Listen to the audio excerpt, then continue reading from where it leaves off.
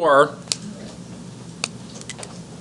it says applying the polynomial theory, we're asked to graph both of these polynomials, and let me just write them down. For example number 4, we're asked to graph x cubed minus 2x squared minus 11x minus 12, and then g of x, which is going to be 2x to the 4th plus 2x cubed minus 22x squared minus 18x plus 35. Oh wow.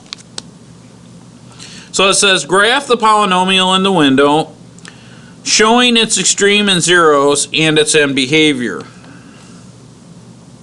Alright, so here's what I want you guys to know before I even begin.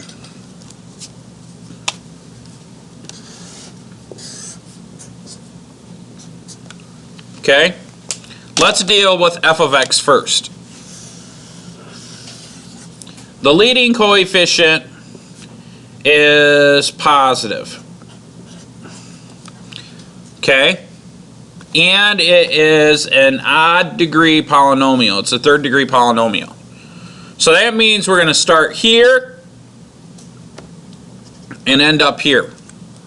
We're going to come in from the bottom and go out the top. Now what happens in the middle is based on these remaining terms.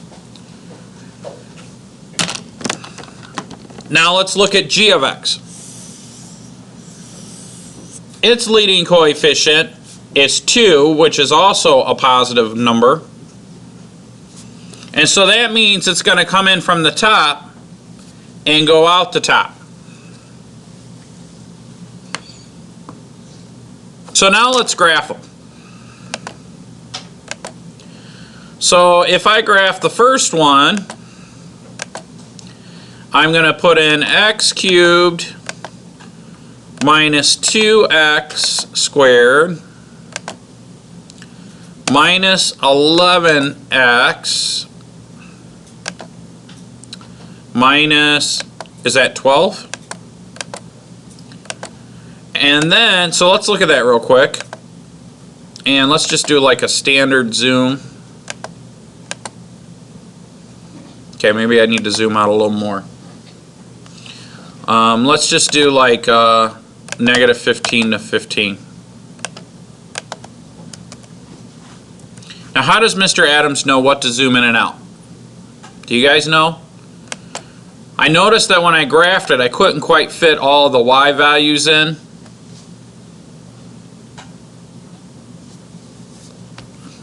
Is it negative 12 or is it negative? Yeah, it's negative 12. Oh, it's plus 2, that's why. I wrote it down wrong when I wrote it down. It's actually plus 2, and that'll change it a little bit. Okay. So this is plus 2. That's how it is in your book. So make this plus 2. Okay?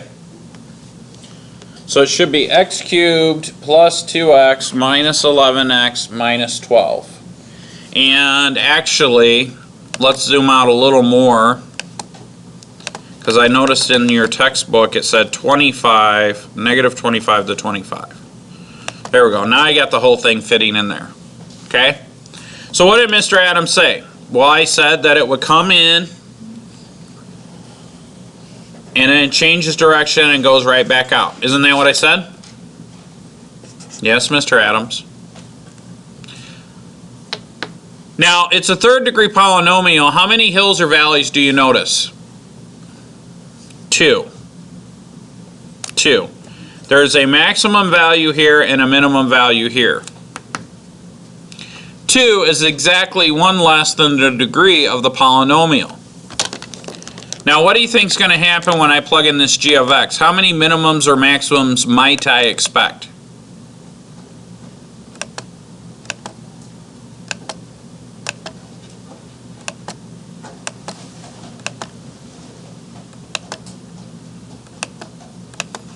Anyone want to answer that question?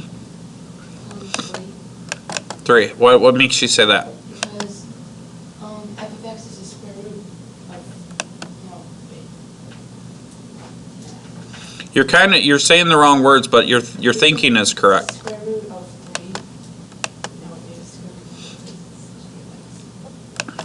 You're kind of right. The polynomials, when we multiply them, that's how many zeros we might expect. So that means that there has to be a change in direction. The way that you're wording it is a little bit, it's not perfect. And so I'll explain that in just a second. Let me finish graphing this. All right, there's the other graph. Oh, let me turn this off because that looks a little chaotic. I can't see what we're doing.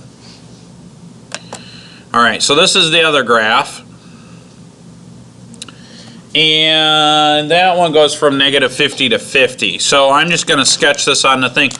So I'm going to come down here, and then I'm going to go up, way up here, come way down here, and then leave out here. And so on that one, I've got 1, 2, 3 extremes. Now, here's why, and this is what the textbook wants to teach you. If I take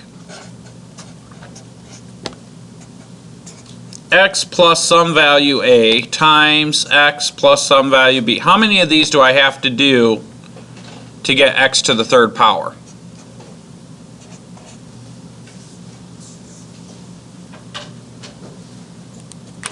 I have to do 3, right? Because I have to have x times x times x. So now if I were to do g of x and I needed x to the 4th power, then I'd have to do x plus a times x plus b, whatever those values are, x plus c times x plus d. Because when I FOIL that out, at some point I'm going to have an x times an x times an x times an x, which is x to the 4th power. Now if I go to solve this, there's a potential to set each one of these equal to 0, right? So I might say x plus a equals 0, x plus b equals 0, and so on and so forth. So how many possible solutions might I have? 4 possible solutions.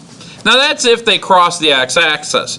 So in order for me to have 4 possible solutions, that means my curve has to reverse directions at least 3 times. So if we look at our f of x, the pink line, I cross the x-axis here 1, 2, 3 times. I should. Not every time will it work out that way. Sometimes the humps, the minimums and maximums are above the x-axis. But what I'm doing is I'm increasing, then I'm decreasing, then I'm increasing. On a 4th degree polynomial, I'm decreasing, increasing, decreasing, increasing. So I change directions. Does that make sense? That's all your textbook wants you to know, really, truthfully. Does anybody have any questions? That's example